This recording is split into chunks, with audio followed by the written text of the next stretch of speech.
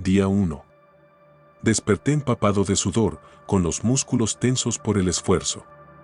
Mi visión borrosa abarcó rápidamente el entorno, pues no había mucho que ver. Estaba en una habitación pequeña, con una pequeña luz encima. Había un cristal unidireccional delante de mí y una pequeña puerta al lado. Toda la habitación estaba teñida de un gris oscuro, incluso la puerta. La habitación estaba llena de nada más que yo y la luz, las paredes condensándose sobre mí. Miré hacia abajo y vi una mordaza resistente atada a mi boca que parecía hecha de camisetas rotas.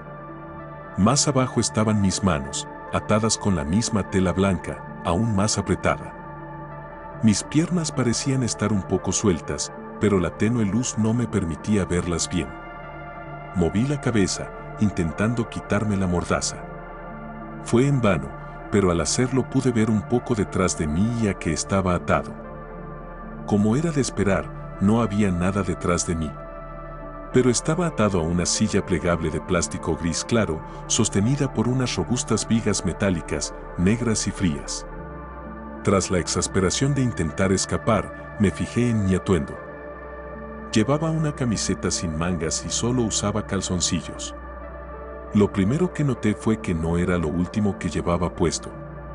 ¿Pero qué era lo último que llevaba puesto? Parecía olvidarlo. Me esforcé por recordar mi último recuerdo cuando se abrió la puerta. Crujió lentamente, dejando entrever la oscuridad de la niebla. De repente, apareció un hombre con una vestimenta similar a la mía, camiseta y calzoncillos sencillos. Caminó hacia mí e intenté gritarle a través de la mordaza. Se arrodilló y me miró con sus ojos azul oscuro, casi grises. Su rostro parecía simplemente agotado. Tenía una barba en las mejillas y la barbilla que parecía el primer pelo de un calvo. Parecía tener una pequeña cicatriz sobre el ojo izquierdo que cruzaba su ceja casi inexistente. El resto de su rostro parecía intacto y su cabeza rapada brillaba bajo la luz fluorescente. Y sacó una navaja del bolsillo. Me estaba emocionando, pues este hombre estaba allí para ayudarme, para quitarme las mordazas, las ataduras y liberarme. Pero no era eso lo que estaba pasando. Me puso el cuchillo en el brazo, de costado, y frotó lentamente la fría empuñadura sobre mi piel. El cuchillo parecía común y corriente, tenía una hoja de hierro brillante y su empuñadura verde marfil parecía lisa e intacta. Lo miré con ojos preocupados, pero felices. Su expresión vacía se curvó en una sonrisa. Fue entonces cuando sobresaltó, me agarró la muñeca con su mano corpulenta y la levantó. Mi expresión se transformó en confusión, que rápidamente se transformó en pánico cuando me clavó el cuchillo en la base del dedo índice. Me sujetó y, a pesar de mi resistencia, empezó a cortarme el dedo. Intenté gritar, pero la mordaza ahogó mis gritos mientras la sangre brotaba a borbotones de mi nueva herida. Siguió cortándome lentamente hasta que tocó el hueso y lo rompió. Entonces, con un golpe seco, el resto de mi dedo índice salió volando en un chorro de rojo. Se levantó con sangre en los brazos y el pecho, sin importarle lo más mínimo. Tomó su cuchillo y lo puso en su camisa, limpiando la sangre. Mis gemidos se fueron apagando poco a poco mientras lágrimas calientes corrían por mis mejillas enrojecidas. Volvió a agarrar mi mano flácida y fría y la levantó. Mis gritos se intensificaron cuando descargó la hoja sobre mi pulgar. En otra exhibición sangrienta, me cortó otro dedo, cubierto de nuevo por mi sangre. Luego miró mi figura, probablemente lamentable y débil, y se alejó sin decir palabra, dejándome, retorciéndome. Día 2. Hoy entró un hombre diferente. Era más bajo que el primero, pero tenía un rostro similar, solo que le faltaban la cicatriz y la barba. Otra diferencia era que tenía una abundante cabellera rubia, a diferencia del otro, que llevaba el pelo castaño rapado. Cuando entró, me tensé y me preparé para lo peor, pero para mi sorpresa, no estaba allí para hacerme daño. Empezó a vendarme y a ponerme alcohol en las heridas, aunque noté con dolor que durante todo el procedimiento no usó anestesia ni ningún otro anestésico. Al terminar, me ofreció un vaso rojo de plástico con algún tipo de comida, aunque ya tenía un aspecto asqueroso. Lo hizo sonar y arqueó sus pobladas cejas, insinuando si quería algo. Lo miré preocupado y negué con la cabeza, como si, aunque no hubiera comido en un día, pensara que era una mala idea. Se marchó bruscamente, dejando atrás todas sus provisiones. Cuando regresó, llevaba un embudo y el mismo vaso de comida. Me obligó a echar la cabeza hacia atrás y me subió la mordaza. Intenté gritar, pero solo se oyó un gorgoteo antes de que me metiera el embudo por la garganta y siguiera vertiendo la comida. Era más horrible de lo que podía imaginar y sabía a mierda, a tierra. Lo que, gracias a su color, me hizo preguntarme si realmente era eso. Pero la verdad es que no podía quejarme, y después de terminar la comida y empezar a gritar, me sacó el embudo de golpe y me volvió a poner la mordaza.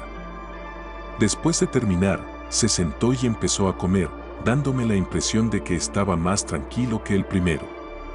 Comió una especie de sándwich y bebió de la botella de licor que había usado en mis heridas. Después de un par de minutos, me miró y agitó la botella de alcohol de forma similar a como agitaba la comida. Asentí con tristeza, pensando que realmente necesitaba un trago. Me salpicó el resto de la botella y me escoció la carne en carne viva. Después de terminar su sándwich, recogió sus cosas y se fue, dejándome empapado y chorreando. Tras lo que parecieron horas desde que el rubio se fue, otra persona entró en la habitación. Parecía el primer hombre que me había visitado, con el pelo largo y una barba más espesa. Al entrar, mantuvo una expresión distante e inexpresiva y desenvainó su machete. Empecé a gritar contra la mordaza de nuevo, lo cual no ayudó en absoluto. Me agarró la mano herida con una fuerza extrema y me alineó los 3 dedos que me quedaban. Tras balancear el machete de un lado a otro como un jugador de oro preparándose para disparar, los atravesó, creando un chorro de sangre que salpicó las paredes. En ese momento, me desmayé en la oscuridad. Mi último pensamiento fue, ¿qué cantidad de sangre? Día 3. Cuando desperté, los dedos de mi otra mano también habían desaparecido. Todos los muñones estaban cubiertos de vendajes ensangrentados y la sangre parecía caliente. Al mirar alrededor de la habitación, vi que alguien había limpiado la sangre de las paredes, pero no el licor punzante de mi cara ni la sangre de mi camisa y ropa interior. Para entonces, estaba completamente empapado de pies a cabeza en sudor, sangre y alcohol. Luché contra la mordaza, listo para vomitar. Pasó un rato antes de que alguien volviera a entrar, o realmente ocurriera algo. Durante ese tiempo, seguía perdiendo la conciencia, así que mi memoria aún está borrosa. Unas horas después de despertar, el hombre rubio volvió a entrar. Me tapó la nariz y me obligó a comer de nuevo, asegurándose de que la comida fuera horrible y que el embudo se atascara dolorosamente. Después de terminar de alimentarme, me golpeó repetidamente en la boca y la cara. Mi cabeza se movía como un saco de boxeo, con sangre, saliva y flema volando por cada disparo en una mezcla espantosa. Después de darme una paliza, me dejó sin 4 dientes y hecho jirones. Soltó la mordaza y vomité de inmediato, vomitando el desayuno que me había servido y los dientes que me había arrancado. El vómito se esparció por toda su camisa, y sonreí con una sonrisa desdentada por haberlo incomodado. Me metió el embudo de nuevo en la garganta, listo para la venganza perfecta. Empezó a tirar mi vómito por el agujero, con las manos mojadas y sucias por la comida sin digerir que me había servido. Se me salieron los ojos de las órbitas mientras el ácido estomacal me bajaba por el cuello, y mientras intentaba contener el flujo de comida vomitada. Después de que toda esa horrenda mezcla de fluidos regresara a mi tracto digestivo, me metió el embudo por la garganta con fuerza. Me dolió muchísimo, la tráquea me dolía y me desgarraba. Y río entre dientes mientras sacaba el comedero forzado de mis labios cubiertos de sangre y vómito. Se fue, dejándome en un estado postraumático y permitiéndome frotarme la lengua contra los dientes.